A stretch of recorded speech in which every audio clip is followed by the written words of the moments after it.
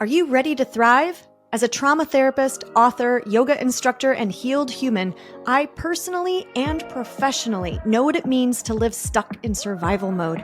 I've learned a few things in my healing journey and my career that can help you transform into your best self. Join me, Rebecca Case, as I use neuroscience, psychology, spirituality, and personal experience to help you find the tools and techniques to thrive. Welcome to Thrive the Podcast. On this episode, we'll be talking about the nervous system, why it's so important, how it relates to trauma, to happiness, to thriving, to stress, and why befriending it is probably your best ticket to living your best life.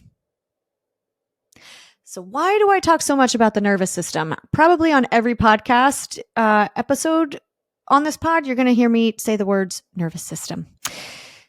I encourage you not to turn that into a drinking game because that would not be helpful for your nervous system. But maybe instead, whenever you hear me say nervous system, take a big, intentional, long inhale and a nice, slow exhale. That's a wonderful way to care for your nervous system. So why do I talk so much about the nervous system and why do I think you need to really think about it more? So the nervous system is a huge system, a huge bodily system. You have lots of bodily systems, and the nervous system is kind of like the drumbeat that's constantly driving everything else. So every moment of your day and your life, whether you're awake or you're asleep or you're anesthetized or whatever that is governed and directed by how your neurobiology is functioning. So when you feel hungry because of your neurobiology. When you feel sleepy or when you know, I feel really rested or you got great sleep, that was your nervous system that helped make that possible. When you're snuggling with your cat, who's truly the cutest kitty in the world, and you feel all the love and devotion and you just spontaneously start singing songs to your cat, if you're like I am, that's your nervous system. Likewise, when you're sitting in a super annoying meeting and your jaw's clenched and your heart is beating really fast and you're just thinking all these things about, gosh, this sucks. Why can't they get to the point? Brevity is the soul of wit, people. That is your nervous system that is also making that possible. Trauma is about how your neurobiology is functioning. And resolving trauma is about the absence of certain neurobiological happenings that constitute a PTSD diagnosis or what we would consider to be a trauma response. So it's all about your neurobiology. Now, granted, all of those examples that I just offered are also interacting with other bodily systems. So it's not just that your nervous system is the sole, system that's driving everything. Not at all, because your nervous system is interacting with all your other bodily systems. But your nervous system is kind of the foundation for everything. Your brain is, especially. If your brain stops working, nothing else works.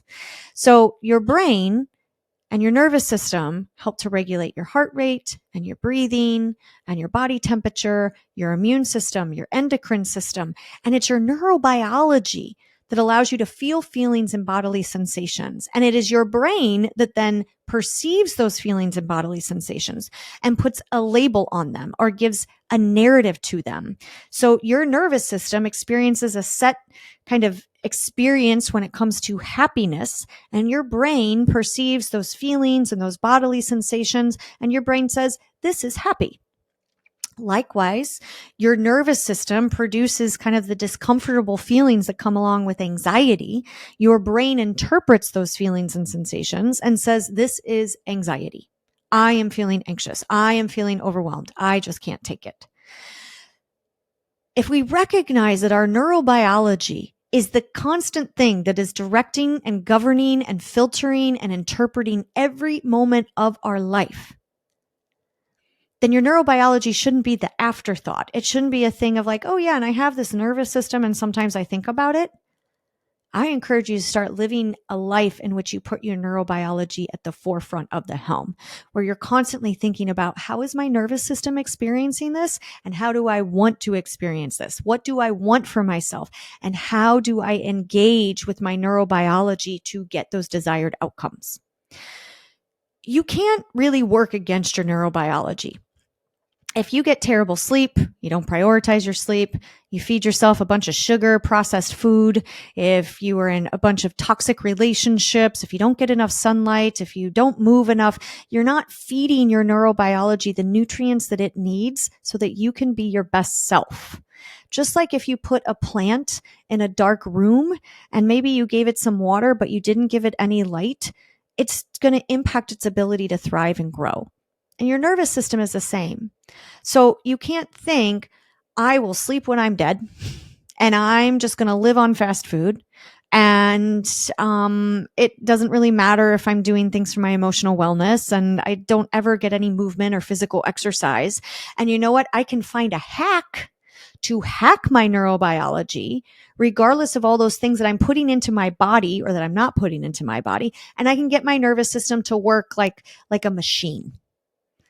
That's not how you're wired. Your nervous system, I mean, we could argue may respond to some hacks, quote unquote hacks, but you can't really change your neurobiology and what it needs to function best. Just like you can't tell a plant, grow without sunlight.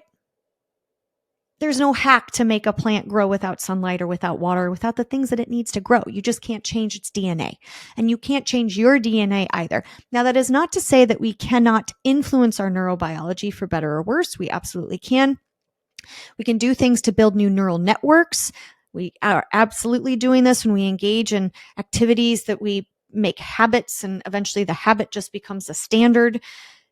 You're building new neural networks. This is very much at the heart of trauma healing, especially in EMDR therapy, when we reprocess memories and we resolve those things that are getting stuck and causing you a lot of yuck.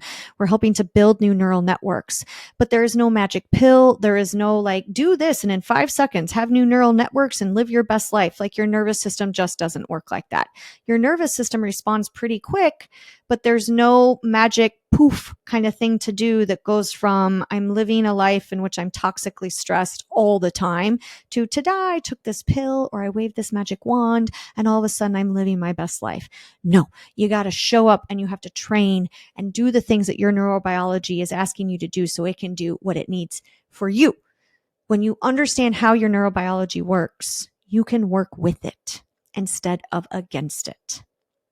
Because if you keep trying to do the things that your neurobiology is like, nope, that is not good for me, you're not going to win. You will lose.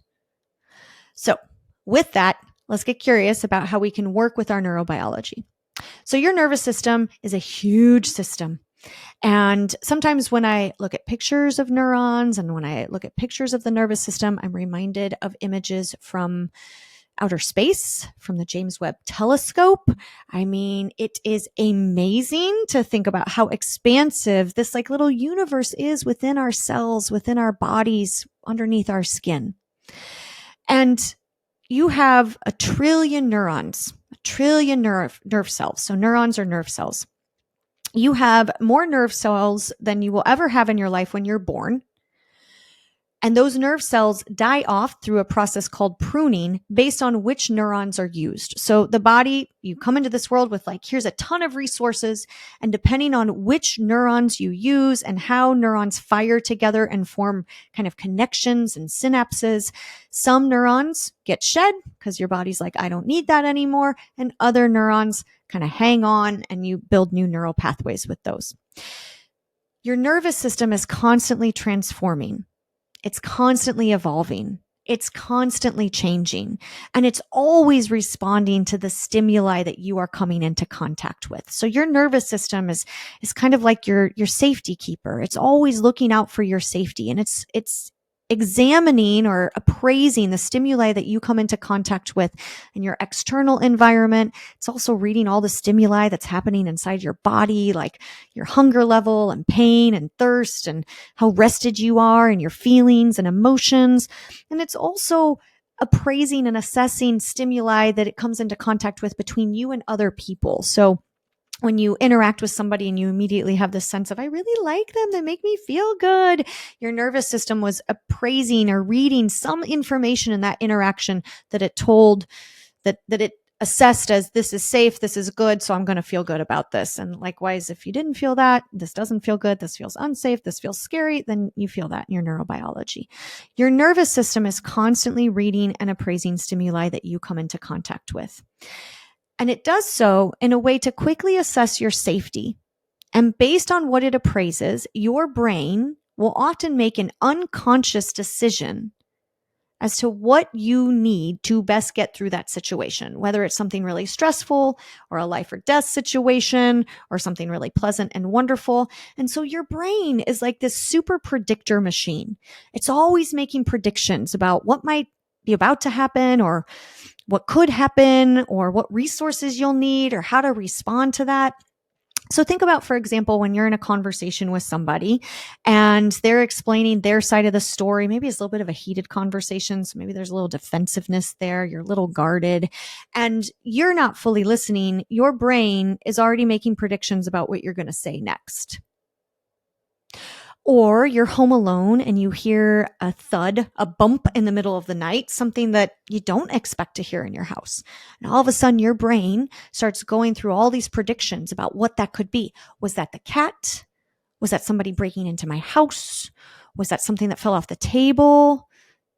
What was that? And your brain starts going through those predictions. So your brain is always trying to predict what's going to happen next because that's a survival tactic.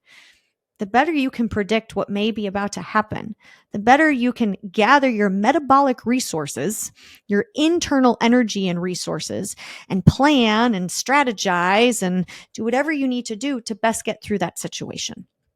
So your nervous system does all of this without your conscious logical effort. It's programmed to just operate without you thinking about how it needs to operate or what it's doing or when it's doing it. So if it's left to its own devices, it can just run amok. It can just run our lives. But there are lots of things we can do to help support our neurobiology in a way that allows us to feel our best, to be our best, and to live our best life. And that all comes from starting by just recognizing every moment of my day is governed by my nervous system. And every moment that I feel happy or pleasant or comfortable is made possible because of my neurobiology. And every moment that I feel uncomfortable or I feel unpleasant or I feel at dis-ease or pain or suffering is also made possible by my neurobiology. If you didn't have a nervous system, you wouldn't feel feelings, you wouldn't have body sensations, you wouldn't be able to form memories. It is that powerful. So think about how powerful it can be if you just leave it to its own will. But because you have this amazing conscious logical brain that can learn new things and try new things and use strategies and techniques with intentionality, you can befriend your nervous system and start to work with it instead of feeling like your nervous system is working you. And that all starts by examining what your nervous system needs to be its best. So there's kind of two parts of your nervous system, two main branches. Your nervous system, let me be clear, is just one expansive, huge system. But in the scientific community, it is broken down into branches because it makes it a little easier to study. So two key branches are the central nervous system, which includes your brain and your spinal cord, and then your peripheral nervous system, which includes all the nerves that run throughout the rest of your body. And two really important parts of your nervous system for the sake of this podcast and thriving and talking about stress and trauma and overcoming and resiliency happen to be your brain, which is where memories are stored and where you can make conscious, logical, rational decisions to engage in certain habits and techniques to better your life.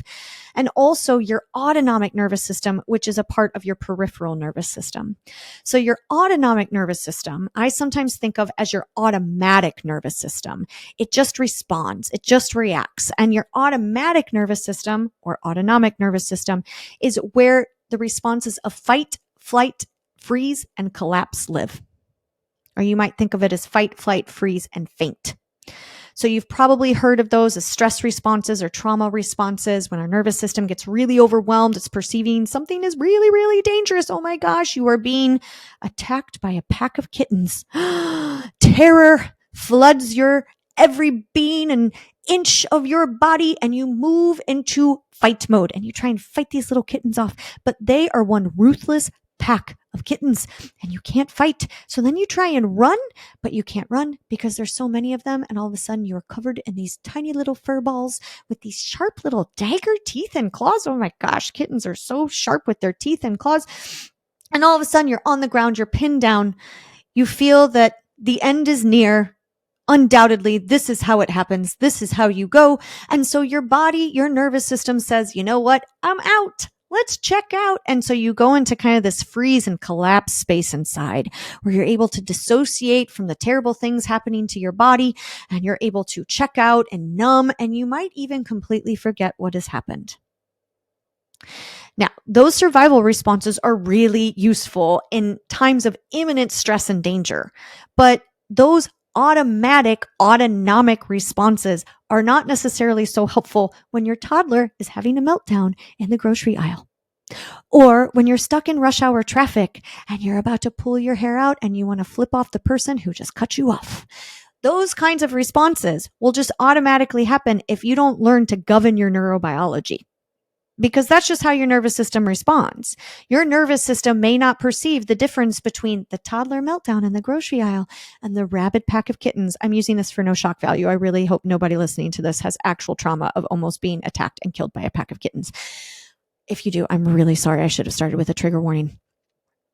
But your nervous system is just going to respond to things that feels stressful. That is stressful. That is dangerous. That is uncomfortable. I might need these resources to survive.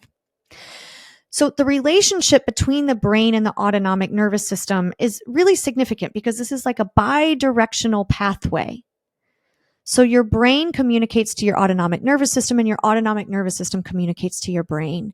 And when we think about trauma and overcoming trauma and resolving adverse experiences, this relationship is really key.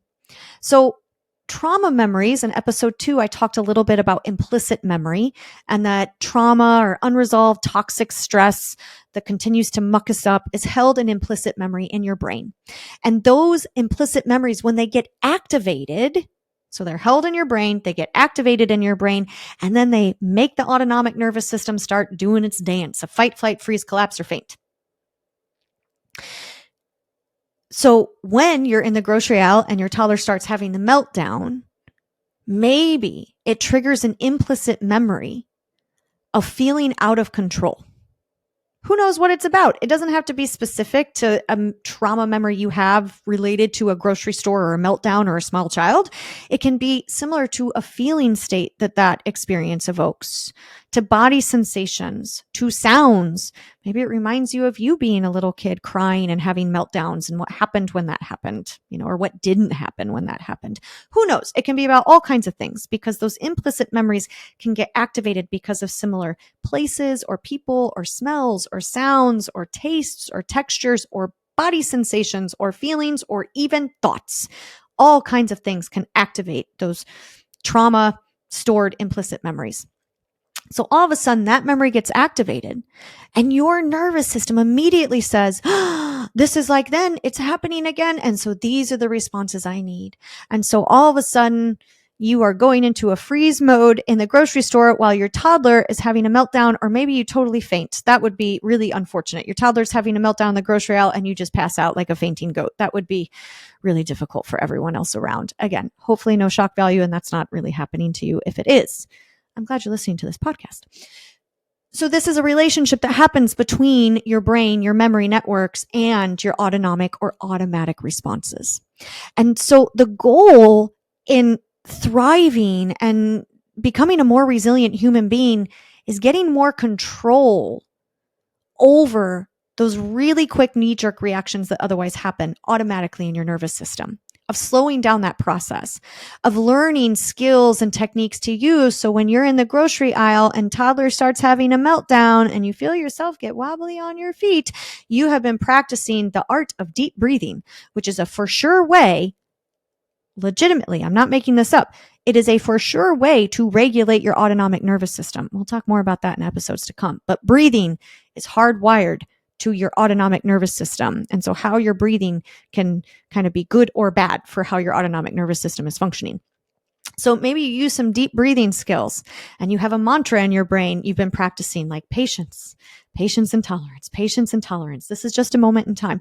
And you're able to calm, you're able to thwart that automatic response and stay connected to your frontal lobe to your prefrontal cortex, which is what makes kind of rational thought and thinking possible. And so you see, instead of reacting to this, I have access to my prefrontal cortex, and I'm going to get down on the ground with my toddler and soothe them and tell them it's okay. It's okay to have big feelings. Let's just have those big feelings and I'll be right here. Or whatever technique you use as a parent to work through those moments. But if you couldn't calm your autonomic nervous system in that moment, you might lose connection to your prefrontal cortex that says, this is how I respond to this in a useful way, in a way that is going to decrease the suffering for me, my child, and everyone in this grocery store right now.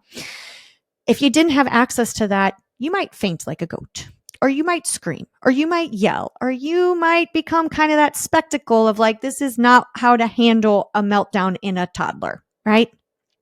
Things we don't want to do. So when we think about this relationship, all of a sudden we can start to recognize how important it is that we use skills and strategies that help to feed our neurobiology so that it can be its best self, so it has the most resources available to it.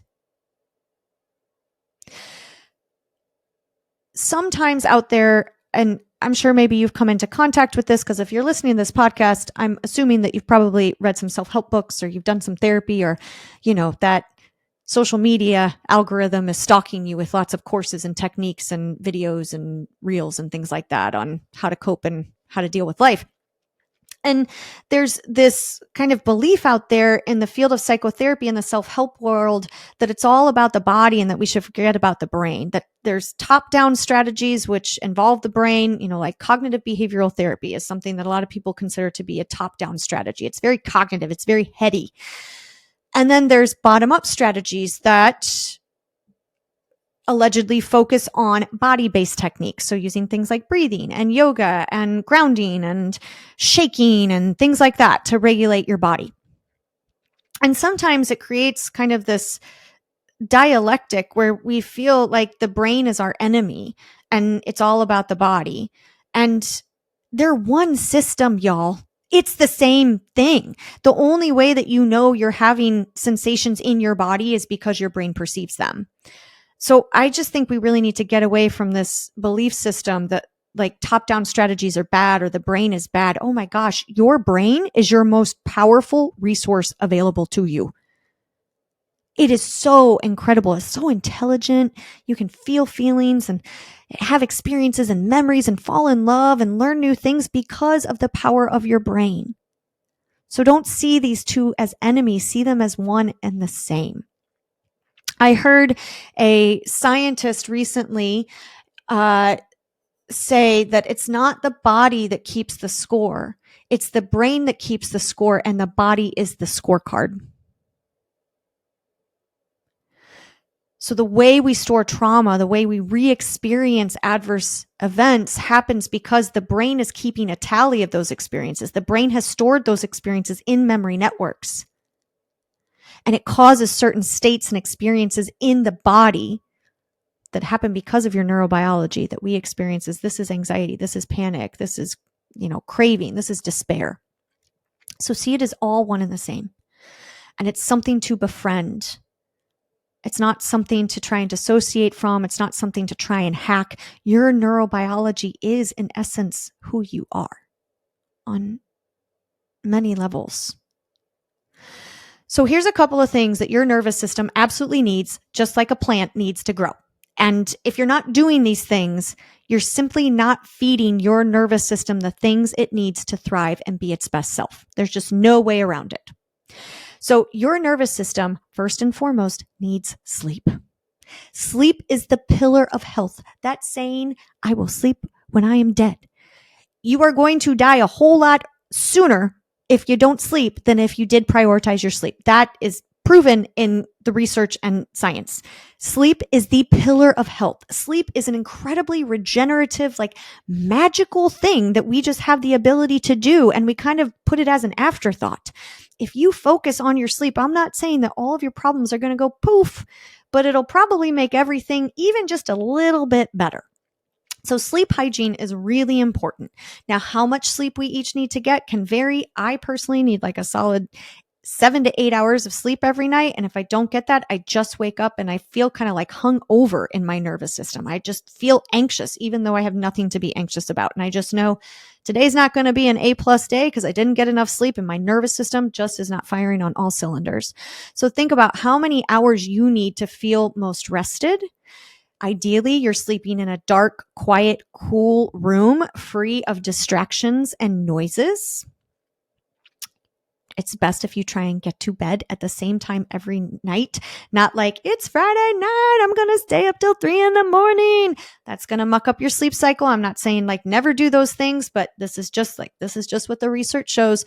Getting to bed at the same time every night, waking up at the same time every day, approximately, is going to be best for you.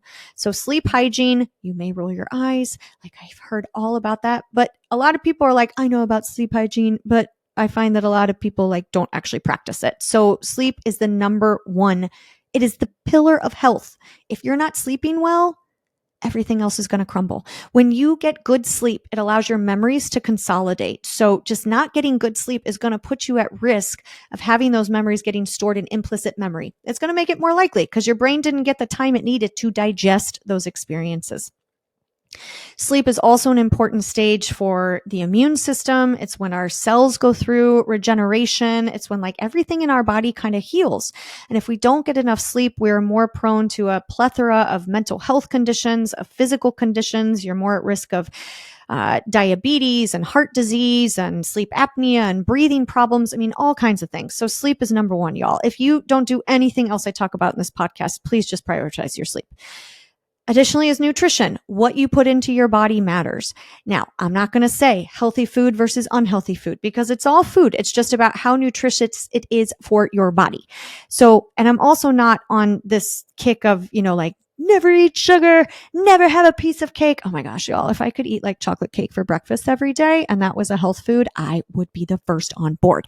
But I do that sometimes, like on my birthday, but I can't do that every day because I know it's just not going to be good for my brain and body. So what you feed your body matters. Because just like if you go put gas into your car, you expect it to go. But if you go put a bunch of sugar in your gas tank, it's not going to work. You're probably not going to be able to drive that car anymore. So your body is the same. You need to feed it nutritious food. You need to be mindful of how much protein you take in because protein is really important for your cells and for anxiety and for your mental health. Like protein is kind of the foundation. It's the building block of everything your body is made of. And so getting protein is really important for your physical and mental health. Carbohydrates are not the enemy. Carbohydrates are energy, are fuel. We have to be mindful of how much sugar we're taking in, processed foods, how much caffeine we're drinking. And again, I love my caffeine. I love my tea in the morning. I love my green tea. I love a Diet Coke at some point in the day. But I always try and be mindful about when I'm consuming that, how much I'm consuming, and making conscious choices. I love me some chocolate. I love me some Oreos. I love me some toasty bread with butter. And it's just about finding a balance so that I am enjoying and finding pleasure in what I'm eating because food is so pleasurable. It's one of the pleasures of being a human being, of tasting food and enjoying food and smelling food and sharing food. But we also have to be mindful that food has a direct impact on our mind and our body. And so if we want to live a thriving life, we're probably not going to get there eating chocolate cake every morning for breakfast, drinking a whole bunch of soda throughout the day, drinking a pot of coffee before we go to bed at night, and living off of fast food. It's just probably not going to happen. So being mindful of what you put in your body so that your body can put out what you need it to. Hydration, also incredibly important. If you are not hydrated enough, if you're not getting enough water, your neurons cannot function as they were designed to. Oh my gosh. It's not just about you need to be hydrated just because. It's because when you're hydrated, your body can work. You are made up of 80% water, and your brain is sitting in a skull that's full of fluid. Your brain lives in an ocean in your head.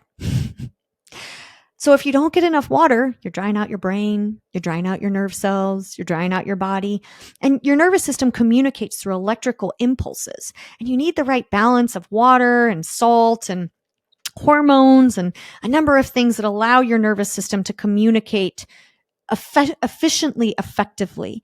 And if you don't have enough water, if you're not hydrated, it can't send the signals and your brain gets all dried out. Now, I'm not saying literally you would look inside your skull and see like this shriveled up raisin in your brain, but I am saying hydration is incredibly important. If you're somebody and you're like, I don't like the way water tastes, okay, get some flavored stuff and put it in your water, but make sure it's not full of a bunch of sugar and additives. Drink some electrolytes. Just make sure that you are staying hydrated. And finally, another really important pillar of health, and I'm just going to say like these are not all the pillars of health. There's a lot of really smart academics and scientists out there who have their own list of pillars of health, and I'm not saying some of the things that are on their list, and I'm not disagreeing with that either. I'm just trying to give you in a nutshell. Here are the most important things: relationships. The people you keep around you and animals you keep around you have a direct relationship to your ability to thrive or to not. As human beings, we are hardwired to connect. We are born with the capacity and the need to form social bonds. It is a survival mechanism. If you don't form social bonds, if somebody doesn't bond with you when you're a child, you're probably not going to survive because you don't have any ability to feed yourself, clothe yourself, bathe yourself, care for yourself, soothe yourself when you're a child. So we are hardwired to form relationships. It's just in our DNA. Because our nervous systems are wired to connect, we have this capacity known as co-regulation. We can regulate each other or dysregulate each other because our nervous systems can kind of feel each other's nervous systems. I don't mean that in a weird, creepy way or like you can exactly feel what somebody else is feeling, but think about a time that you were talking with somebody and they were really worked up and they were really anxious and they were really scared. And all of a sudden your heart started beating faster and your breathing got a little bit more shallow and your mind started racing and you felt like this pressure build up. It's because your nervous system was soaking up what their nervous system was experiencing. It's also why when we're upset and we turn to somebody we love or, a child turns to a parent, we have the ability to soothe each other. So we can say, oh my gosh, I'm so sorry you've been going through that. I'm so glad that you're talking to me. I'm going to bring you some chocolate cake this afternoon. I care for you so much. And we feel that through people's tone of voice and their body postures and their gestures and their head tilts and their facial expressions. All of that communicates love and compassion and safety to our nervous system, which allows us to feel safe in our nervous system and feel a little less activated maybe or in distress in those painful moments that we have as human beings. So the quality of relationships we keep can be the best thing for us or the worst thing for us. And I'm not saying that you need to become an extrovert, that you need this long list of, 50 people who are amazing and the best people in the world. No, like you need one or two, a handful. If you have 4 amazing people in your life, you're doing great. So really think about what's the state of my relationships. So these are some of the pillars of what your nervous system needs to work for you rather than work against you. Sleep, nutrition, hydration, and relationships. So as you think about these at the end of this podcast, I just encourage you to maybe think about each one of these domains and how your habits and choices, how you're engaging with them are contributing to your ability to thrive or kind of getting in the way of that. Now, I also want to name the reality that these are not easy for everyone. If you have a newborn, you might be like, screw you, Rebecca. What is sleep? Okay, I just want to say you will sleep again. You will sleep again. Children grow up and eventually they won't want to hang out with you. And then you get all caught up on that sleep that you missed in the first 2 years of their life. You will sleep again. Or maybe you're in a situation where you have a lack of finances and so you can't access all the whole foods and you can't go to the fancy grocery store and get the organic stuff. Yeah. There are challenges. But even in those challenges, try and think about how can I do my body the best I possibly can, even with the challenges I'm facing. Because any of those challenges are not a for sure you have to live on sugar. That's it. You have to live on sugar and you will only get 2 hours of sleep every day for the rest of your days. And you can only drink soda. And you are doomed to have terrible people in your life for sure. You still have a lot of power and control over those things. While you may not have the absolute and all the resources, focus on the control that you do have and where you can make choices to improve your circumstances and odds. And I promise if you just work on those couple of things, it's not going to you're not going to wake up tomorrow and be like, ta-da, that was it. But I promise it's going to give you a little bit of a level up so you can engage in the other more kind of advanced skills and techniques that we'll be talking about throughout our episodes. So thanks for joining for another episode of Thrive the Podcast. Until next time, I'll catch you on the flippity flip. Thank you for joining us on another episode of Thrive the Podcast. I hope these insights inspire positive changes in your life. If you're ready to take the next step in your Thrive journey, check out goodies linked in the show notes and on my website, RebeccaCase.com. Sign up for my newsletter and get access to helpful resources, connect with my community, and be the first to know about events and happenings. Remember, your journey from surviving to thriving is unique, and you have the power to create your best life. Subscribe, share, and thrive into your potential. Until next time, this is Rebecca Case, signing off. Thrive on.